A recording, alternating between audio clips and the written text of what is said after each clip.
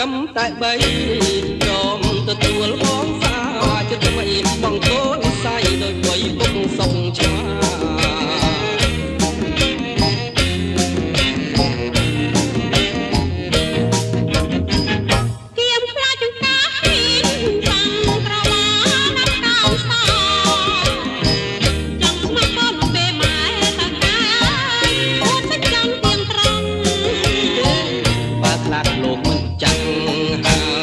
លុកឡាំងស្មាលៀបបង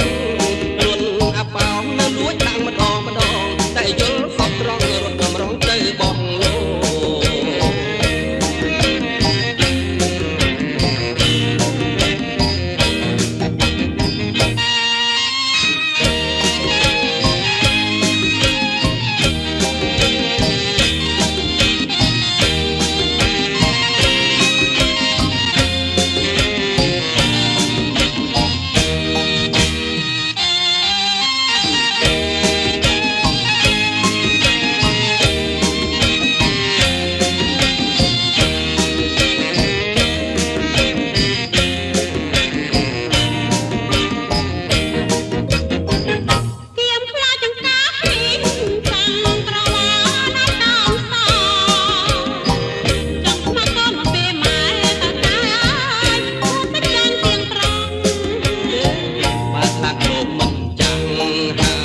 លុកឡាំងស្មាលៀបបង